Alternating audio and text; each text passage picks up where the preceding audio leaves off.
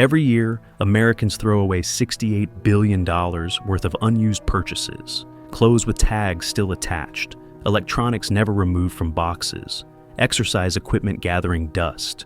We're not just buying things we don't need, we're buying things we don't even want. Here's what should terrify you about that statistic. These aren't impulse purchases made by people who can't afford them. These are deliberate decisions made by individuals who worked for months to earn the money they're now literally throwing away. Something is driving us to purchase things we'll never use, and we can't seem to stop. But the real horror isn't the waste, it's what it reveals about our psychology. We're trapped in a cycle where the act of buying has become more satisfying than actually owning, where the promise feels better than the product, where wanting has become more pleasurable than having. We call this consumer choice. But what if it's actually consumer programming? What if the very desires you think are your own have been carefully engineered, tested, and optimized to extract maximum profit from your psychological vulnerabilities? The richest civilization in history is buying itself into emptiness, and somehow that feels like freedom. But here's what they don't want you to know about how this trap was built. 3 minds saw this coming. 3 thinkers who understood that what was being constructed wasn't just an economic system. It was a machine for manufacturing human misery disguised as the pursuit of happiness. Friedrich Nietzsche predicted our current predicament with chilling accuracy. He understood that humans don't seek happiness. We seek meaning through struggle, through overcoming obstacles, through what he called the will to power.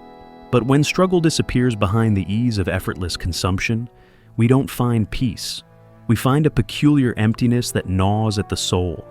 Nietzsche witnessed this transformation beginning in 19th century Europe, as traditional sources of meaning, religion, community, craftsmanship, gave way to industrial capitalism. He predicted that without authentic challenges, humans would become what he called the last man, a creature obsessed with comfort, security, and small pleasures. The last man has his little pleasure for the day, and his little pleasure for the night, he wrote, describing consumer culture a century before it fully emerged. You are living inside Nietzsche's nightmare. Sigmund Freud revealed the psychological engine that would power this transformation. Desire itself is never meant to be satisfied. Human psychology is driven by lack, by wanting, by the gap between what we have and what we crave. Fulfilling a desire doesn't end it. It simply redirects that energy toward the next object. In Civilization and Its Discontents, Freud warned that modern society's promise to satisfy all desires would create new forms of neurosis. When every want can theoretically be fulfilled, the inability to fulfill them becomes personal failure rather than natural limitation. The consumer economy would turn this insight into its foundational business model. Your suffering would become their profit. Jean Baudrillard witnessed the final stage of this transformation in post-war America and delivered the killing blow to our illusions. In his analysis of hyperreality, he showed that we're no longer buying objects for their utility. We're buying symbols, identities, dreams. We're not purchasing a car for transportation. We're purchasing the fantasy of who we'll become when we drive it. We live surrounded by remarkable conspicuous objects which we consume without being able to satisfy ourselves, Baudrillard wrote in 1970. His prediction has become your reality, a world where simulation feels more real than reality, where the symbol matters more than the substance, where you prefer the image of satisfaction to actual satisfaction. Together, these 3 minds mapped the psychological architecture of our trap. We're not buying things, we're buying temporary relief from the human condition itself, and that relief was always designed to be temporary. But how exactly does this machine work? How do they get inside your head and hijack your desires? The system that keeps you buying operates through 4 mechanisms that exploit the deepest vulnerabilities of human psychology. Understanding these is the first step toward freedom. If you have the courage to face what they've done to your mind, the dopamine anticipation loop forms the neurochemical foundation of your enslavement. Your brain doesn't release its highest levels of dopamine when you get what you want. It releases them when you're about to get what you want. Neuroscientist Robert Sapolsky's research revealed that the neurochemical high comes from anticipation, not satisfaction. This explains why online shopping feels better than receiving packages, why browsing feels better than buying, why wanting feels better than having. Consumer culture has weaponized this biological truth against you. Every advertisement triggers anticipation, not satisfaction. The promise is always better than the product. You can see this everywhere. iPhone unveilings more exciting than owning the iPhone. Vacation planning more thrilling than the vacation itself. House hunting more intoxicating than living in the house. They've turned your own brain chemistry against you. Social proof cascades create the second layer of manipulation. You don't buy products. You buy membership in imagined communities. When you purchase a brand, you're paying for the psychological comfort of belonging. Solomon Ash's conformity experiments proved that 75% of people will abandon obvious evidence from their own senses to avoid disagreeing with a group. Consumer culture has turned this weakness into profit. Influencer culture perfects this mechanism. It's not about showing you products, it's about showing you identities you can purchase. The branded lifestyle, the curated aesthetic, the aspirational values. You're not buying a product, you're buying the fantasy of becoming the kind of person who uses that product. The hedonic treadmill creates the third trap, and this one is particularly cruel. Psychologists discovered that we adapt to positive changes in our circumstances, returning to baseline happiness levels regardless of what we acquire. You get the raise, buy the car, move to the better neighborhood. Within months, it feels normal. The dopamine receptors downregulate. What once thrilled you becomes routine. But here's the diabolical twist. The system interprets this adaptation as evidence that you need more, not that you need less. When the new car stops feeling special, the solution isn't to examine the futility of material satisfaction. It's to buy a newer car. They've built a treadmill where the only way to feel good is to keep running, but the running never gets you anywhere. The identity construction engine represents perhaps the most insidious mechanism of all. Traditional societies provided clear identity markers: family name, craft, place in community, relationship to the divine. Consumer culture has systematically dismantled these sources of meaning and replaced them with purchasing decisions. You are what you buy. Your car signals your values. Your clothes communicate your personality. Your phone reveals your priorities. Brands have become modern tribes, complete with loyalty rituals, status hierarchies, and belonging signals. Benedict Anderson wrote about imagined communities and nationalism. But consumer brands have created something more powerful: imagined identities you can purchase and perform. The psychological genius is that this feels like self-expression. You think you're choosing products that reflect who you are, but you're actually allowing products to determine who you become. The brands don't adapt to your identity. Your identity adapts to the brands. They've convinced you that consumption is creativity, that shopping is self-discovery, that buying is being. But you might be thinking, surely this is just theory. Where's the proof? The research will shock you. The research confirms everything our philosophers predicted, and the findings should shatter every comfortable lie you've told yourself about your purchasing decisions. Daniel Kahneman and Angus Deaton's 2010 study tracked 450,000 Americans and delivered a devastating blow to every advertisement you've ever believed. Beyond an annual income of $75,000, additional money produces no measurable increase in day-to-day happiness. None. The billionaire experiences no more daily satisfaction than the comfortable middle manager. Yet most Americans believe they need at least $200,000 annually to be happy. You're chasing a psychological impossibility while convinced it's just around the corner. Brain imaging research reveals the neurological trap in terrifying detail. Brian Knutson's Stanford team discovered that the nucleus accumbens, your brain's anticipation center, shows maximum activation not when people buy something, but when they're deciding whether to buy it. The moment of purchase triggers a decrease in neurological reward. You're literally addicted to the shopping process, not the acquisition itself. Think about that. Your brain lights up more when you're about to waste money than when you actually get what you wanted. This pattern replicates across cultures and demographics. Whether teenagers buying sneakers or millionaires purchasing art, the neurological sequence remains identical. Anticipation peaks during consideration, then crashes upon acquisition.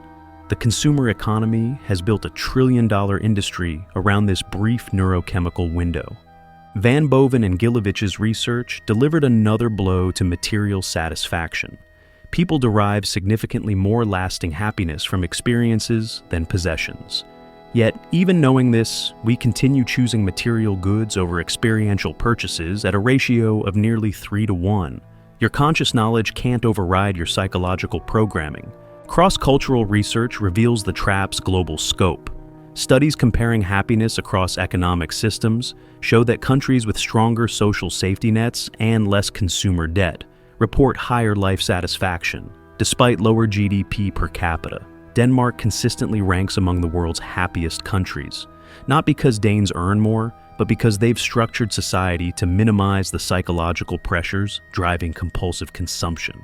The research on hedonic adaptation exposes the cruelest element of all. Frederick and Lowenstein tracked lottery winners and found that within months, their happiness levels returned to baseline. The same pattern holds for every material acquisition. New cars, larger homes, expensive watches provide psychological boosts lasting weeks, sometimes days, before we adapt and crave the next upgrade. But there's a cruel asymmetry that traps you permanently. While you quickly adapt to positive acquisitions, you adapt much more slowly to their absence. Losing a possession feels worse for longer than gaining it feels good. Once you reach certain material comfort levels, you're trapped. More stuff doesn't make you happier, but less stuff makes you miserable. The consumer economy has become a machine for manufacturing dissatisfaction disguised as a path to fulfillment, and the data proves it works exactly as designed. But this didn't happen by accident. This system was built with military precision by people who understood your psychology better than you do. This system didn't emerge naturally. It was engineered with the precision of a military operation, and the blueprint was drawn in the ashes of World War II by men who understood that the real battlefield was inside your mind. Picture America in 1945. Soldiers returning to a nation that had spent 4 years focused on collective sacrifice, rationing, shared purpose. The economy had been retooled for war production. Millions of factories needed something else to make. More importantly, the American psyche needed something else to want. Enter Edward Bernays, Freud's nephew, who understood that you could sell people things they didn't need by convincing them those things would satisfy psychological needs they didn't understand. His campaigns didn't sell products. They sold solutions to manufactured anxieties. His work for Lucky Strike didn't promote cigarettes. It promoted women's liberation through smoking. Sales doubled because he'd made consumption feel like rebellion. He had discovered the secret: make people believe that buying something is an act of self-expression, and they'll buy anything. The government itself embraced consumerism as patriotic duty. In 1955, economist Victor Lebo articulated what would become the secret doctrine of modern capitalism. Our enormously productive economy demands that we make consumption our way of life, that we convert the buying and use of goods into rituals, that we seek our spiritual satisfaction, our ego satisfaction, in consumption. Read that again. Your spiritual satisfaction, your ego satisfaction, in consumption. This wasn't economic theory. This was social engineering on a civilizational scale, and you were the target. The suburban experiment became the testing ground. Levittown, built by William Levitt starting in 1947, wasn't just housing development. It was psychological conditioning.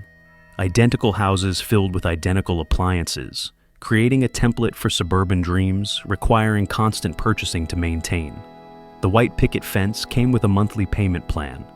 Department stores evolved into temples of desire.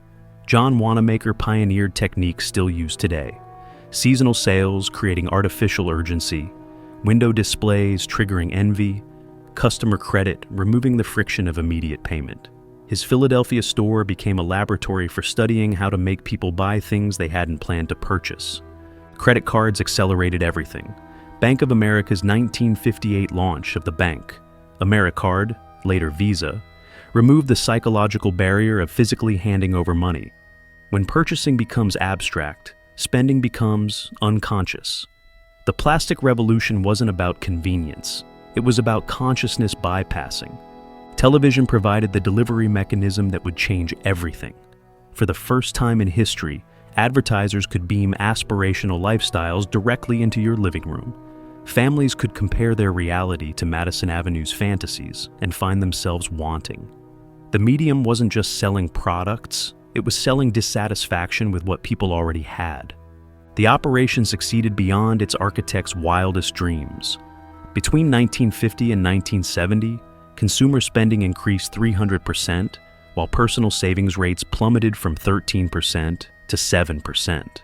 Americans learned to define themselves not by character, relationships, or contributions, but by purchasing power and brand affiliations. You're still living inside this experiment. Most of you don't even realize you're the subjects. But if you think the 1950s were sophisticated, wait until you see what they've done to you today. What Bernays started with cigarettes, Silicon Valley has perfected with smartphones. What television did to your desires, social media has done to your identity.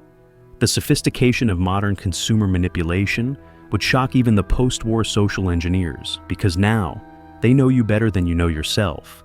Apple's genius lay in Steve Jobs' understanding that people don't buy technology, they buy transformation. Think Different wasn't about computers. It was about becoming the kind of person who thinks different. Apple mastered Baudrillard's insight.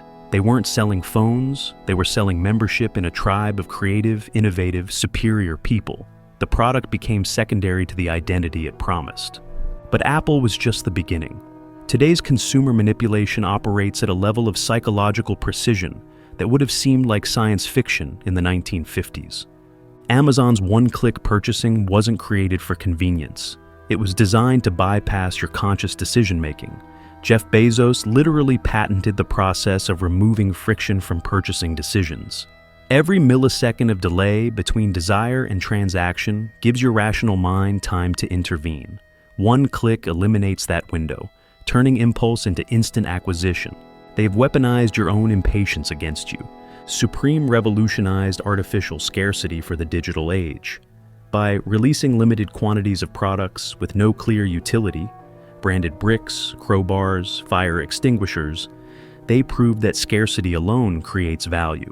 People camp outside stores and pay thousands of dollars not for the product, but for the social status of having acquired something rare.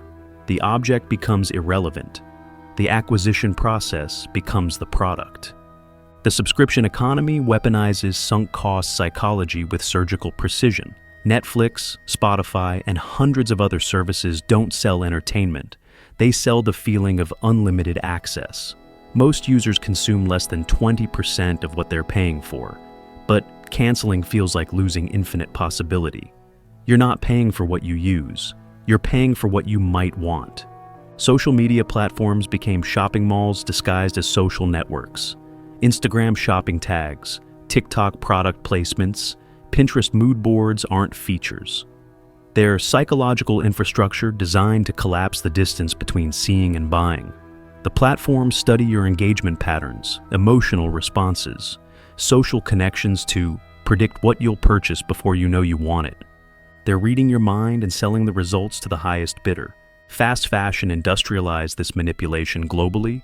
Shein and Zara compressed the desire fulfillment disappointment cycle from seasons to weeks. New collections arrive faster than you can adapt to previous purchases, ensuring permanent wanting. The clothes are designed to fall apart quickly, not from incompetence, but because durability would break the psychological cycle driving profits. Black Friday and its digital evolution reveal the full pathology. Millions trample each other for discounts on things they didn't want until told they couldn't afford them.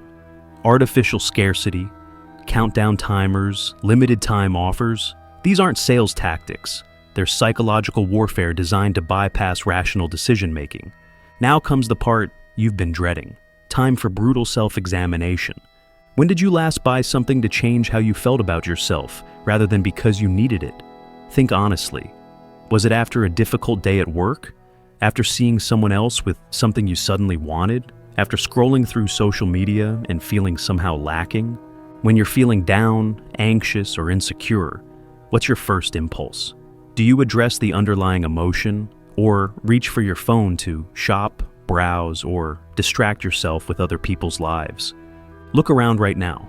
How many items can you identify that you purchased for symbolic value rather than practical utility? The expensive coffee maker used twice monthly, designer clothes hanging unworn, gadgets gathering dust. Here's the question that will haunt you. If your purchases reflected your deepest values, what would your credit card statement reveal about who you really are?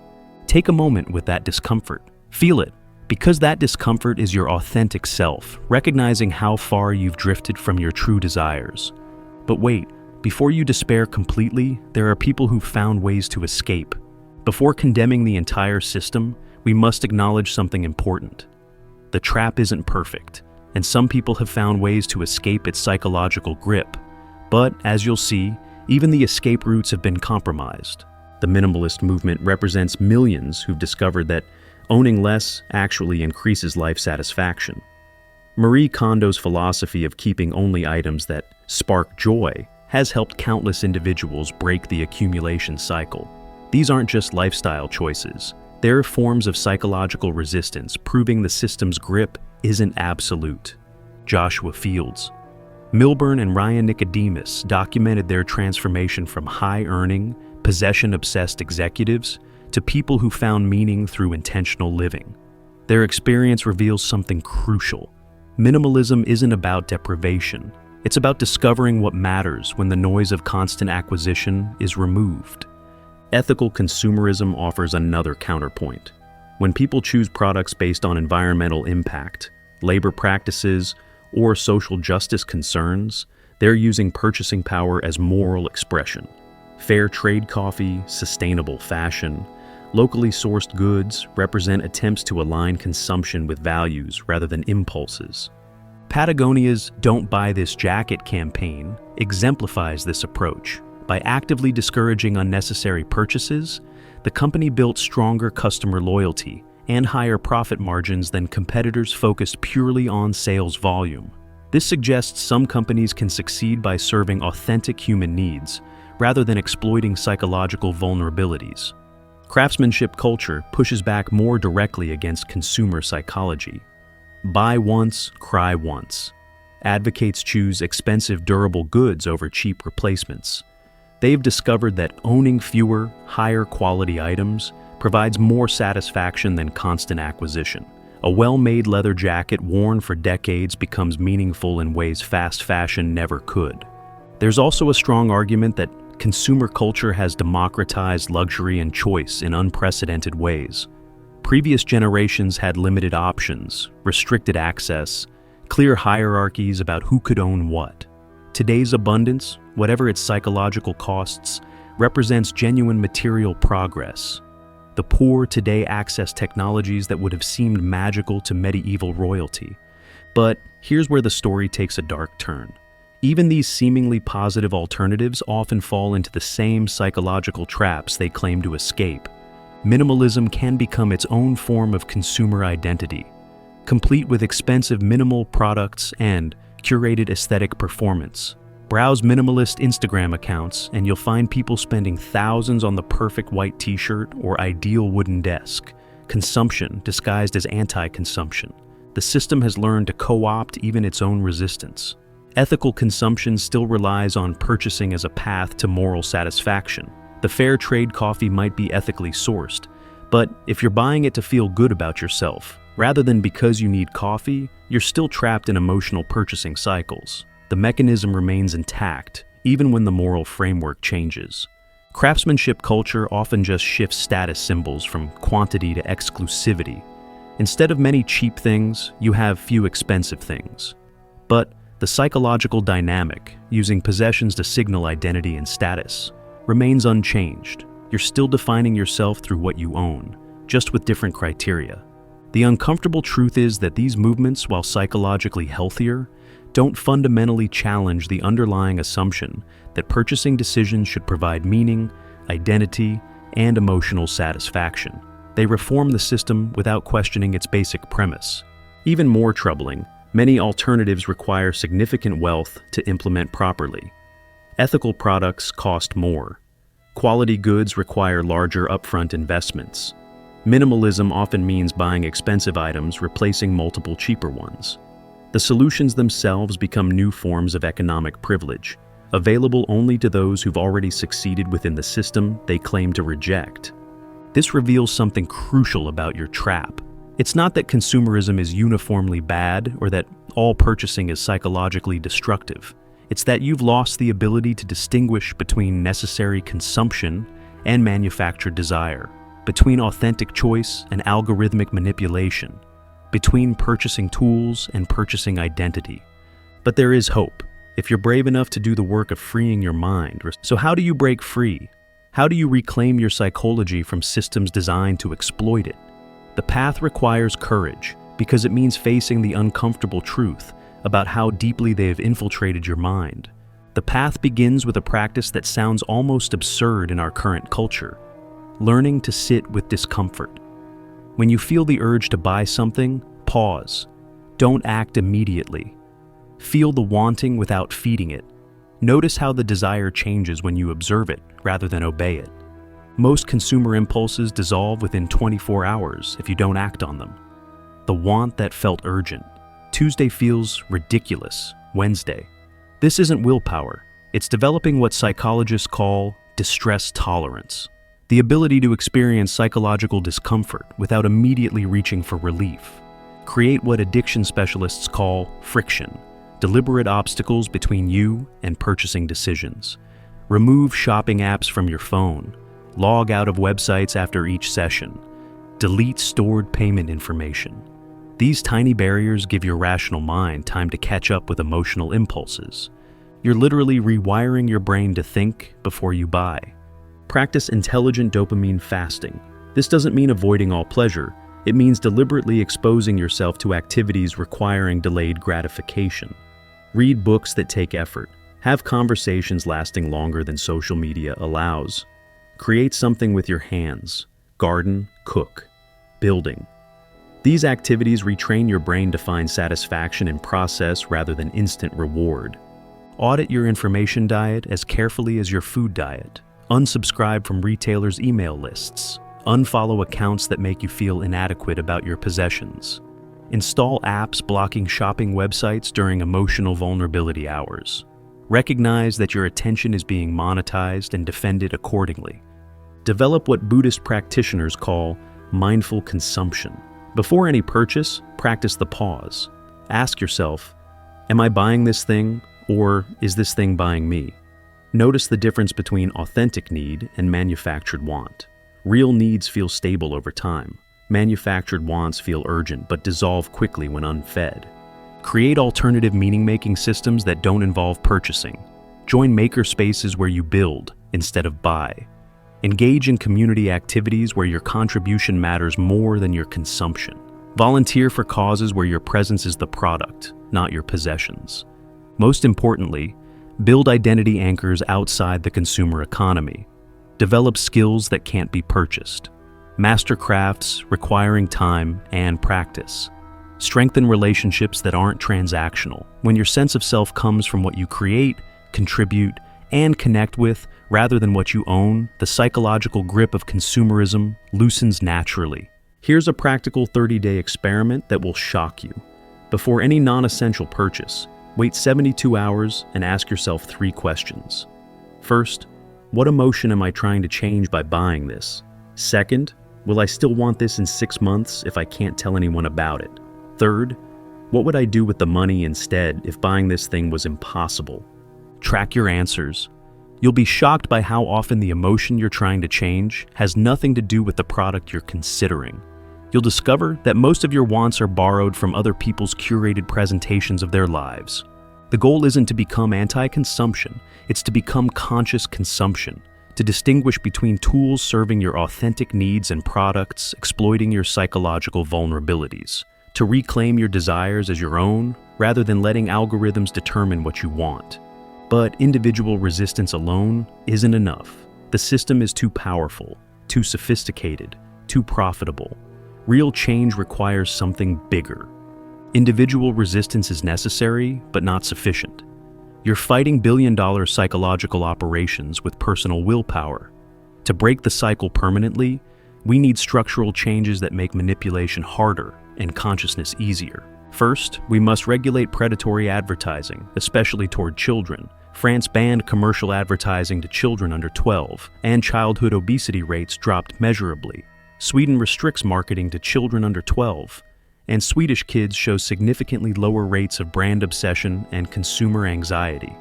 When young brains aren't programmed to associate purchasing with happiness, they develop healthier relationships with material goods throughout their lives. The United States could implement similar protections immediately. Age verification systems for advertising platforms, restrictions on psychological manipulation techniques in marketing, truth in advertising laws requiring companies to disclose when they're selling identity rather than utility. Imagine a world where companies had to label their ads. This product will not make you more attractive, successful, or happy. Second, we need policies promoting repair and reuse over disposal and replacement. The European Union's right to repair legislation forces manufacturers to make products fixable rather than disposable. France requires clothing companies to display durability ratings, making planned obsolescence visible to consumers. These policies don't restrict choice. They restore authentic choice by making the true costs of products transparent. Third, we must restructure economic incentives to reward sustainable production over artificial scarcity. Tax systems that penalize waste and reward durability. Corporate regulations making companies responsible for the full life cycle costs of their products. When businesses profit from creating lasting value rather than engineering obsolescence, they'll design products serving human needs rather than exploiting human psychology. But perhaps most importantly, we need fundamental changes to how we measure economic success. Gross domestic product treats every purchase as positive, whether education or addiction, medicine or manipulation. Alternative metrics like gross national happiness or the genuine progress indicator account for environmental costs, social cohesion, and psychological well-being. When societies measure their health by citizen flourishing rather than consumer spending, policy priorities shift naturally. Infrastructure investment becomes more important than retail construction. Education funding becomes more important than advertising subsidies.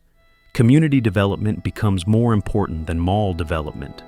These aren't radical proposals. They're implementations of a simple principle.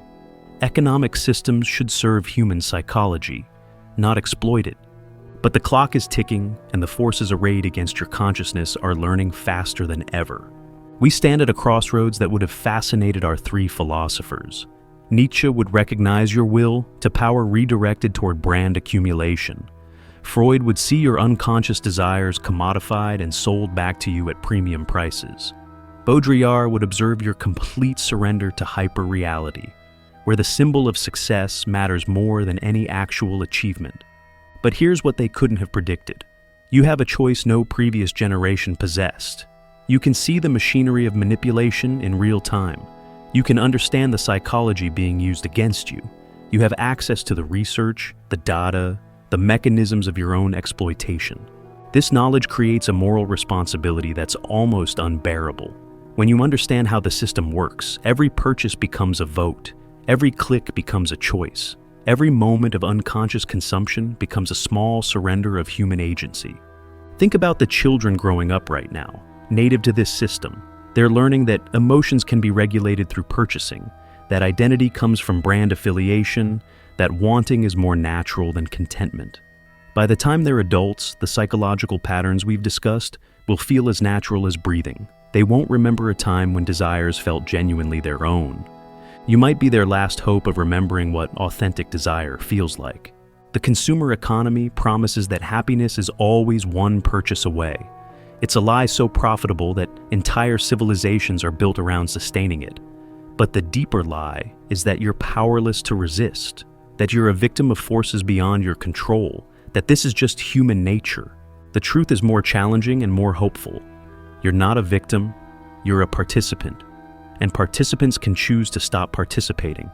Every time you pause before purchasing, you're practicing freedom. Every time you choose creation over consumption, you're developing capabilities that can't be commodified.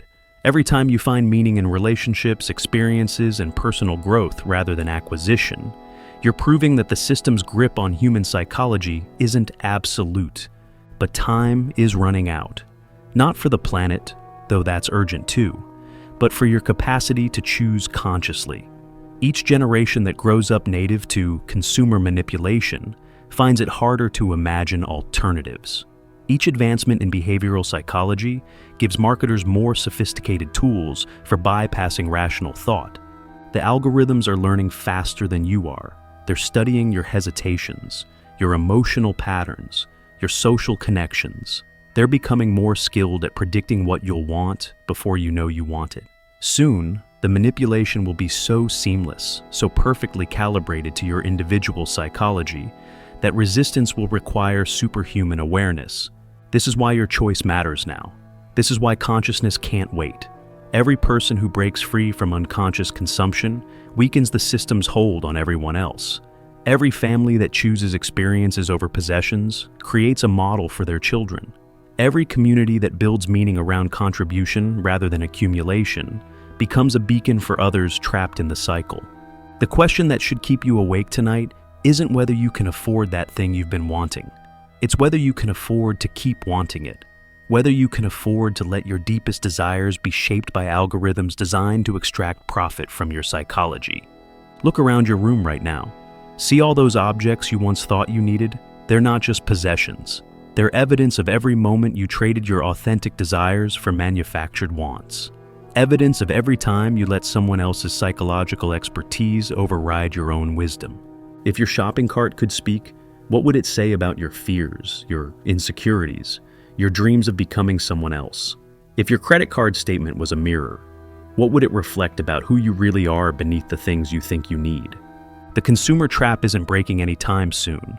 The forces arrayed against human consciousness are too powerful, too profitable, and too sophisticated. But your participation in it, that ends the moment you decide it does. So I'll leave you with this final question, the one that will determine whether you remain a prisoner or become free. What will you choose to want tomorrow?